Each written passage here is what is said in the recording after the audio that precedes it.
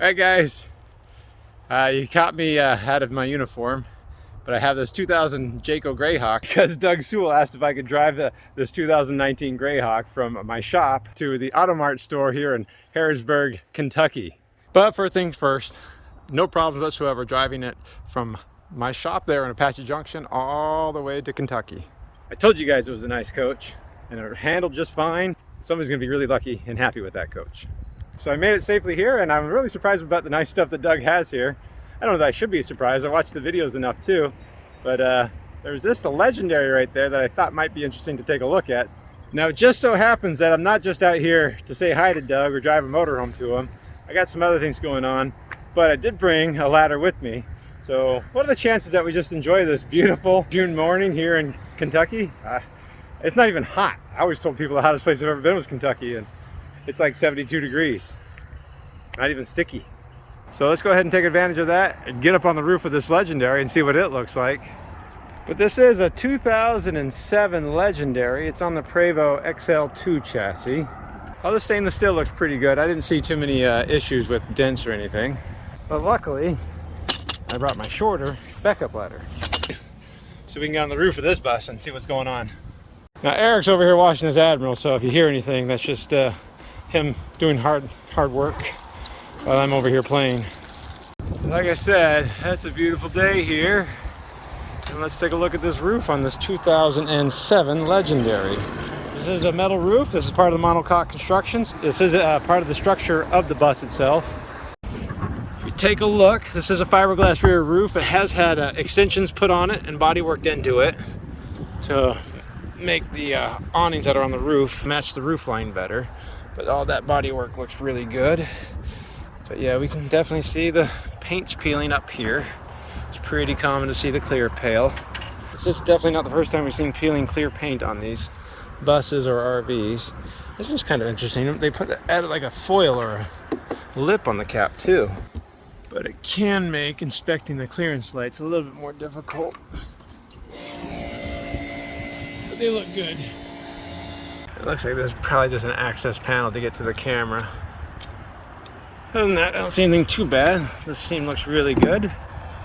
Looks like there's 4 power box awnings up here, and they look like they're zipped awnings. So there's going to be a slide-out toppers on this side, and on this side going to be 2 full-length patio awnings. Oh, the wind sensor got some rubber bands on it of some sort. Oh, that's not rubber bands. I forgot. Not everybody lives in the desert like me. This is that branches and vines. This got snagged from a tree. I saw those in New Orleans once. So that survived just fine. Huh, not rubber bands, just debris. Let's see. Everything looks good there. It's not even broken. That's impressive to me. I always kind of lean up against those brackets. Grab the awning, make sure it's not loose. Has a newer Winegard Road Trip. Now these are either DirecTV or Dish Network compatible, so those I do like those. This awning over here looks pretty good. Now, this is going to be a Prevost style slide out room. You can tell because it has the cups over here and it has the gearing on top because the motor is down below, and so it drives it from down below and on top. It's almost like a 90-degree Schwintek, but a really high quality one that works well. And it still has an air bladder or air seal that goes all the way around to seal it off really well. And those locking pins on the side, you can kind of see right there and there and there and there. There's pins that shoot out and engage with the slide outs because the slide openings weaken the monocoque construction, and those pins incorporate the slide box into being part of the strength of the sidewall again. Just have a marine style vent for the bathroom area. Fantastic vent in the bathroom area.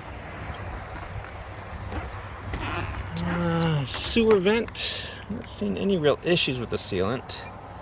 It's a lot more flexible than I expected it to be based on the cracking. Somebody resealed that, I guess, and didn't seal it up very well, but it didn't need to be sealed anyways. It looks like there's a Dicor type acrylic self-leveling that they're using here. Fantastic vent. I mean, maybe I could recommend a little cleaning and a reseal, but I don't see anything wrong with it. Over here we found more of that tree. And I guess one of our gland nuts is a little bit loose. Just tighten that up real fast.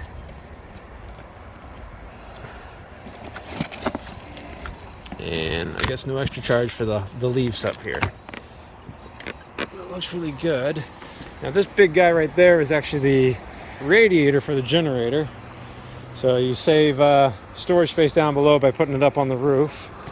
It's an odd design choice, but it's not uncommon to see on these bus conversions. I think that's the dryer vent right here. There's dryers right below here. And this, I don't know what this is. Somebody's gonna have to tell me what that is. That's stainless steel. Could be the generator exhaust, but it's a weird place to put the generator exhaust.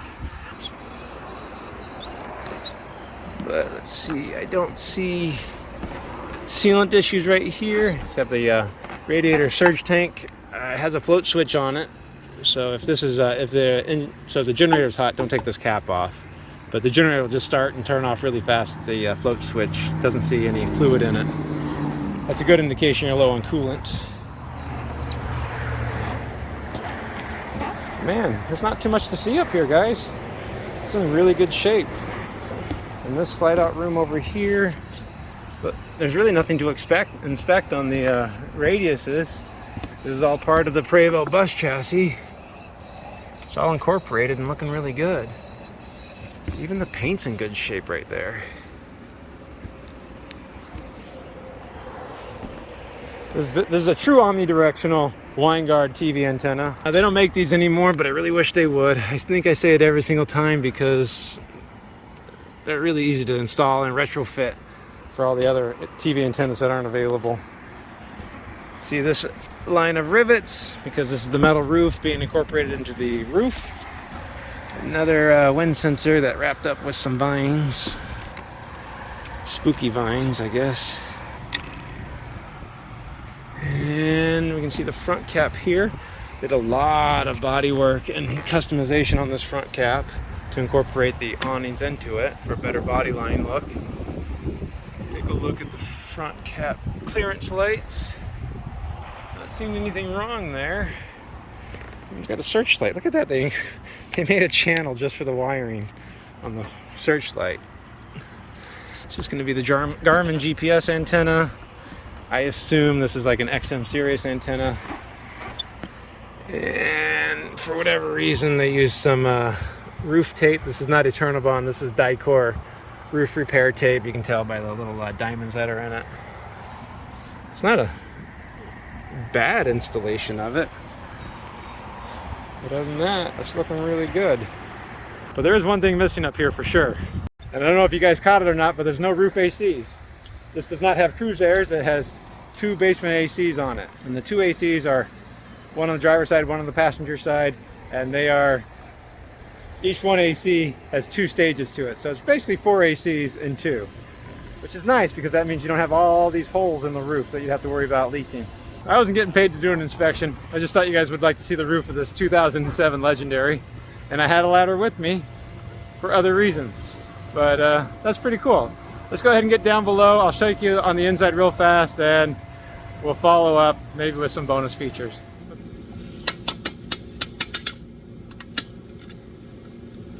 So this is obviously a 45-foot tag axle, 2007 Legendary on the XL2 chassis from Prevost. But let's go ahead and take a look inside.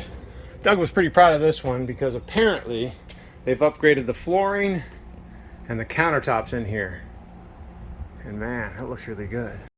So there are 2 slide outs on here, one in the front, one in the bedroom. Looks like we have power silhouette shades, probably controlled by the Crestron system. There's like a suede material. And then the leather here. And on the ceiling above, it's got the front TV, doesn't fold down, so that's a good install. Looks like it's been recently upgraded too. Let me try to get a little light in here so you guys can see a little bit better. So this is an air ride at driver's seat. Man, the upholstery's pretty good. Maybe a little bit worn right there where you would expect it to be. The dash area, backup camera, Kenwood head unit. It looks like it's an older one, but it looks like it's working just fine.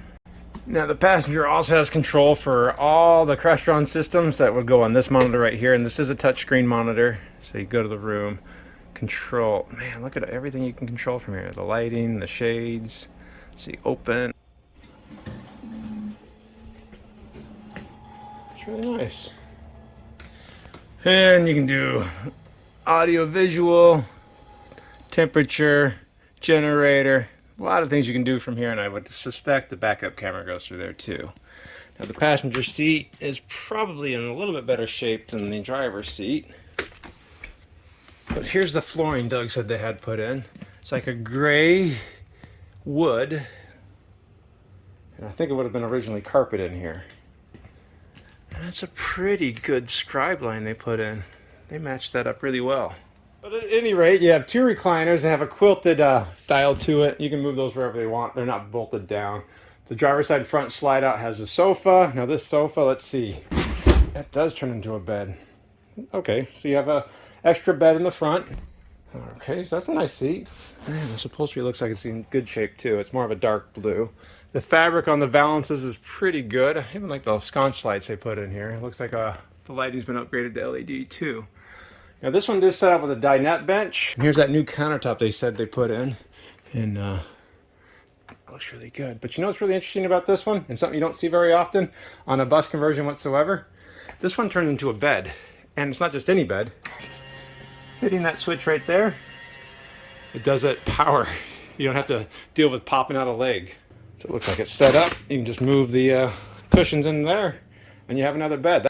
That's an incredibly rare feature. Not just that it's a power dinette booth, but that a dinette booth that turns into a bed on a bus. So that's two beds in the living room area.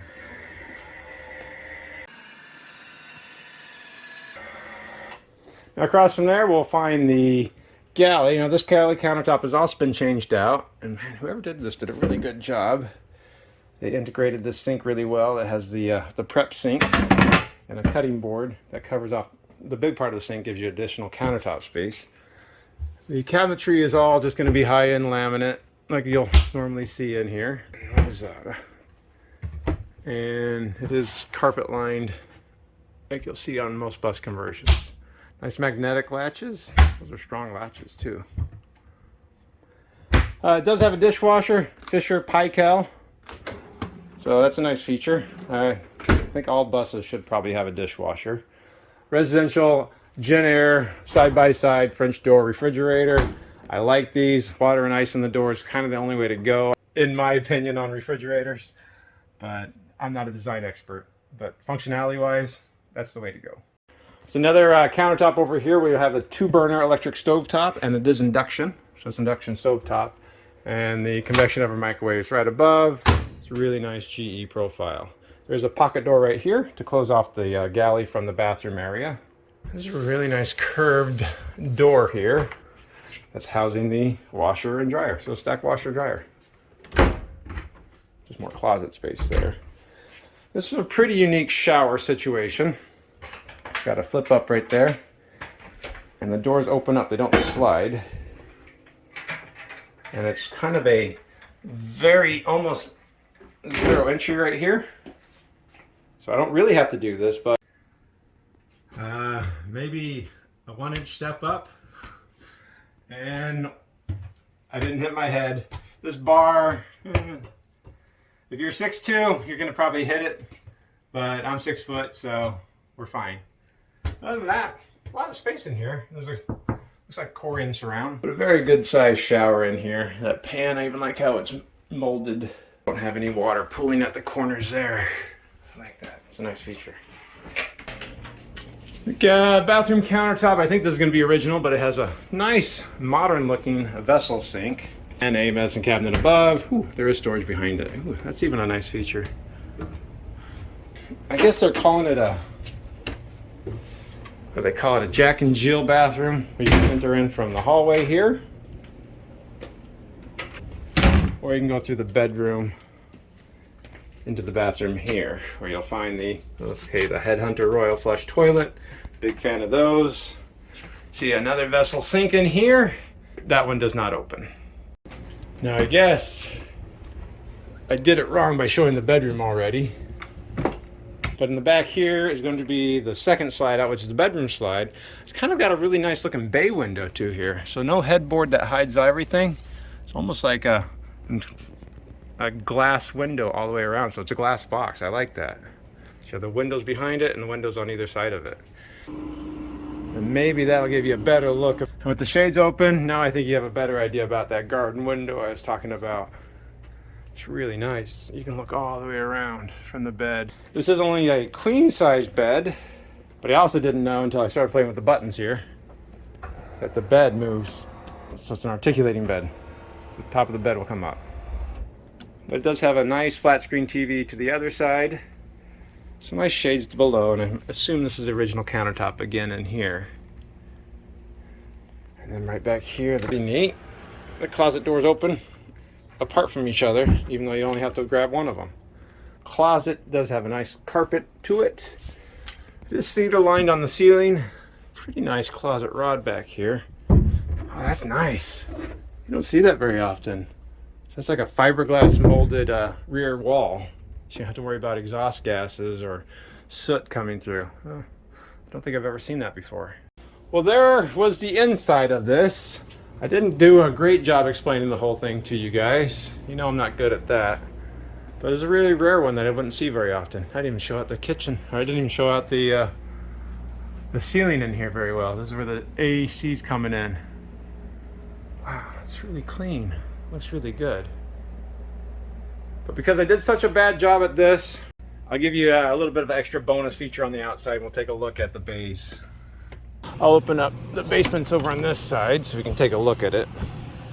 No, we don't normally go in the basements on these, but he was telling me it was bus number 22. So, they're looking good. Good storage in here. That does pull out in the hidden drawer right above. Looks like the outside entertainment system's been pretty well upgraded. I like sound bars. That seems to be the only way to go at this point. Does this pull out? Oh, this does pull out. Okay, so it does pull out at the bottom right there. Oh, that's a nice feature. So if you guys remember, we didn't see any roof ACs up there because it has basement ACs. There's these aren't RVACs. These are going to be the Coleman or the RVP basement AC units. Yeah. Air Excel right there. But these are really nice units, so all the condensation goes straight onto the ground. And because they're on the outside here at the floor, you don't have to worry about a lot of noise on the inside. So they're a lot quieter and a more residential feel to them. Looks like instead of having an aqua hot, there's going to be 2 marine water heaters. So these are going to be hydronic heat and 110 heat, and it does have a big Headhunter Mach 5 pump on it. This is something I'd like to see too. There's going to be the inverter bypass. So if the inverter had problems, you could go bypass the inverter to short or generator. Not every bus manufacturer gives you that, so that's a nice feature to have just in case your inverter does go bad. It's a nice clean compartment there. Now everybody wants to know what the tires are. The age on these tires is 2717 on the drive tires, and one of 2018. So we're getting close to the age on them, but man, sidewall's in good shape here. He told me that we have a lot of batteries on here. So we have 2 house batteries that are Group 8Ds. They're sealed deep cycle batteries from Interstate. Those are going to be the chassis batteries, but he said there's more batteries. And yeah, 4 more of those, so 6 total. A lot of batteries on there, and they're easily accessible, not hidden away like some of the bus converters do. There was one thing back here that Doug was really proud of, and he wanted me to show. The engine back here. So everybody wants to see the engine anyways, I know. It's got the big Detroit diesel, Series 60 on it, but it's been painted to match the paint colors above. It's a unique thing you don't normally see, even a little bit. It does look pretty clean back here. I don't see any real signs of oil leaking. Yeah, it looks really good. It does have a Webasto heat, so not aqua hot, it's got the Webasto, which is pretty common on bus conversions. This Liberty Coach has cruise airs going, so I'll try to talk a little bit louder for you guys to see underneath right here. I'm gonna try to go pretty fast because I don't have a lot of time to do this. Oh, look at that generator. You got a PowerTech 17.5. So that's a good, decent sized generator. And here's gonna be the other basement AC. You can kind of see the condensation just dripping down right there. You don't have to worry about that going on the roof, so down the side of it, or that condensate was plumbed through the roof and the sidewalls. You don't have to worry about that ever leaking, causing problems from the condensate going through the walls. Okay, I like that. It's a nice clean water bay here. The water manifold's right above. Is that? Yeah, it's just a quarter turn, so that's nice. Down here, that's a sewer hookup. So that's a really nice clean bay right there. Mirrored finish and everything. Hello. That's pretty unique. You don't normally see a hinge door on the water bay. I like that. But that was a lot of fun to show you guys. I don't see a Legendaries very often, but there's a 2007 Legendary on a Prevost XL2 chassis. If you want to check with Doug about its availability, I guess go to his website, Motorcoach.com. It's a nice one. I like the interior. I think that was my favorite part. Thanks a lot for watching, guys. I got to get down the road.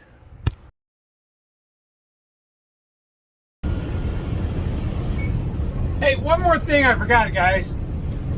Doug asked me to deliver a 2002 Liberty Elegant Lady from his dealership in Kentucky all the way to Wyoming. If you guys could do me a favor, Doug started his own YouTube channel to host the videos of the coaches that he has. Now, I didn't say I had to ask you guys to do this, but he did trust me enough to drive this 2002 Liberty across the country.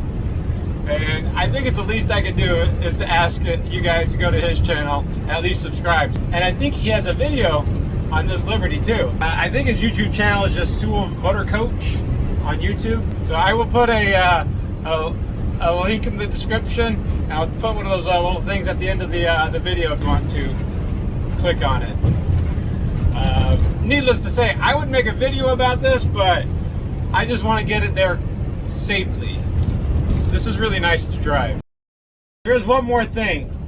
I know in many videos I am a little bit negative about power shades, but I did figure out they are kind of useful. I had sun layering in on me from the side over here, and because this is a Liberty Elegant Lady, I have a console right here. I can just go to the main menu, hit shades. Check this out. Shades closed. I didn't have to stop and pull over. So I stand corrected. They can be useful. Oh, by the way, Doug, if you're watching, thank you. This has been a lot of fun. But that was a very rare opportunity to share some coaches over here. That was a rare opportunity. So I don't get it. So that was a rare opportunity. So that was fun.